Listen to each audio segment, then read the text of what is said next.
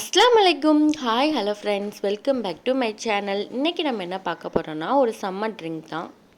எப்பயும் போல் ஃபைனலில் டிப்ஸ் இருக்குது, அதையும் பார்த்துடலாம். சரி வாங்க வீடியோக்குள்ளே போகலாம். நீங்கள் இந்த ட்ரிங்க் செய்ய போகிறீங்கன்னா சப்ஜா சீட்ஸை ஒரு 3 மணி நேரத்துக்கு முன்னாடியே ஊற போட்டுருங்க. இன்றைக்கி நான் 2 ஸ்பூன் ஊற போட்டிருக்கேன். இந்த ஜூஸில் நம்ம ஃப்ரூட் சேர்க்கணும். அதுக்காக நான் ஆப்பிள் எடுத்துக்கிறேன். ஆப்பிளை நல்லா க்ளீன் பண்ணிவிட்டு சின்ன சின்னதாக கட் பண்ணிக்கலாம். இந்த ஜூஸ்க்கு மெயினான இன்க்ரீடியனே பனானா தான். நான் இன்றைக்கி 2 பனானா எடுத்து அதையும் பொடிசாக கட் பண்ணிக்கலாம். உங்கள்கிட்ட வேறு ஃப்ரூட்ஸ் இருந்தாலும் பொடிசாக கட் பண்ணி சேர்த்துக்கோங்க. இல்லை பனானா மட்டும் தான் இருக்குன்னா அதை மட்டும் சேர்த்துக்கோங்க, நல்லாயிருக்கும். அடுத்து ஒரு மிக்சிங் பவுல் எடுத்துக்கலாம். அதில் நம்ம கட் பண்ணி வச்சுருக்க பனானாவையும் ஆப்பிளும் சேர்த்துடலாம். உங்கள்கிட்ட பருப்பு கடையிற மத்து இருந்துச்சுன்னா அதை வச்சு நல்லா மேஷ் பண்ணி விட்டுருங்க. அப்படி இல்லைன்னா நீங்கள் கையில் க்ளீன் பண்ணிவிட்டு கையில் கூட நீங்கள் நல்லா பிசைஞ்சு விட்டுடலாம். கையை நீட்டாக வாஷ் பண்ணிவிட்டு நான் இன்றைக்கி கையிலே பிசைஞ்சு விட்டுறேன். நீங்கள் நல்லா பிசையணுன்றக்காக மிக்சியில் போட்டுறாமல் கை இல்லைன்னா மேஷர் வச்சு மசிச்சு விட்டாலே போதும். அப்போ தான் நல்லாயிருக்கும். அடுத்து நம்ம ட்ரிங்க் ரெடி பண்ணிடலாம். இந்த மாதிரி விசிபிளாக இருக்கிற கிளாஸ் எடுத்துக்கோங்க. அப்போ தான் குடிக்கிறப்போ ஒரு என்ஜாய் பண்ணி குடிக்கிற மாதிரி இருக்கும். அடுத்து நம்ம இதில் ரெடி பண்ணி வச்சுருக்க ஃப்ரூட் மிக்ஸ் சேர்த்துடலாம். உங்களுக்கு எந்த அளவு வேணுமோ அந்தளவு சேர்த்துக்கோங்க.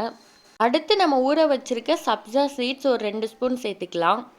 அடுத்து நம்ம நன்னாரி சர்பத் சேர்த்துக்கலாம். இன்றைக்கி நான் இந்த பிராண்ட் எடுத்துக்கிறேன். அடுத்து நம்ம இதில் நன்னாரி சர்பத் சேர்த்துக்கலாம். உங்களுக்கு எந்த அளவு வேணுமோ அந்த அளவு சேர்த்துக்கோங்க. இந்த அளவு தான் சேர்க்கணும் அப்படின்னு இல்லை.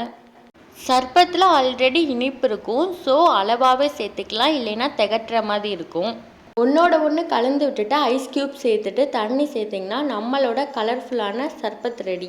அடுத்து நம்ம இன்னொரு மெத்தடில் பார்த்துடலாம்.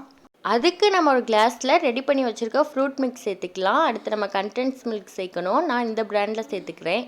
அடுத்து பால் சேர்த்துக்கலாம். அப்புறம் கொஞ்சம் ஜீனி சேர்த்துக்கோங்க. அடுத்து ஒரு 4 ஸ்பூன் ரோஸ் சிரப் சேர்த்துருக்கேன். நான் இந்த ரோஸ் சிரப் இந்த பிராண்டில் எடுத்திருக்கேன். இதை நல்லா மிக்ஸ் பண்ணி விட்டிங்கன்னா நம்மளோட ட்ரிங்க் ரெடி ஆயிடுச்சு. நீங்கள் இதில் ஐஸ் க்யூப் வேணுனாலும் சேர்த்துக்கலாம். இந்த ஃப்ரூட் மிக்ஸ் வச்சு நம்ம சர்பத் ரெசிபியும் பார்த்தாச்சு, ரோஸ் மில்க் ரெசிபியும் பார்த்தாச்சு. அடிக்கிற வெயிலில் உங்களுக்கு எது ரொம்ப பிடிச்சிருக்கோ அதை செஞ்சு சாப்பிடுங்க. இந்த வீடியோ உங்களுக்கு பிடிச்சிருக்குன்னு நினைக்கிறேன். நம்ம அடுத்த டிப்ஸ் பார்த்துடலாம். இன்றைக்கி நம்ம எதை பற்றி டிப்ஸ் பார்க்க போகிறோம்னா பனானா பற்றி தான். வாழைப்பழத்தில் மெலோட்டோனின் என்ற சத்து இருக்குது. அது உங்கள் தூக்கத்தை ஒழுங்குபடுத்தும். வாழைப்பழத்தில் இருக்கிற இரும்பு சத்து உங்களுக்கு மாதவிலக்கு பிரச்சனை நோய் ஏதாவது அறிகுறி இருந்துச்சுன்னா அதையும் எதிர்க்க உதவும். அதுக்காக நீங்கள் வாழைப்பழத்தை அளவுக்கு அதிகமாக எடுக்கிறப்ப உங்களுக்கு ஒற்றை தலைவலி, சுவாச பிரச்சனைகளும் ஏற்படும். ஸோ ஒரு பொருளோட நன்மையும் தீமையும் அறிந்து அளவோடு பயன்படுத்தி ஆரோக்கியத்தை மேம்படுத்தலாம். இந்த வீடியோ டிப்ஸ் உங்களுக்கு பிடிச்சிருந்துச்சுன்னா நம்ம சேனலை மறக்காமல் சப்ஸ்கிரைப் பண்ணிடுங்க. தேங்க்யூ.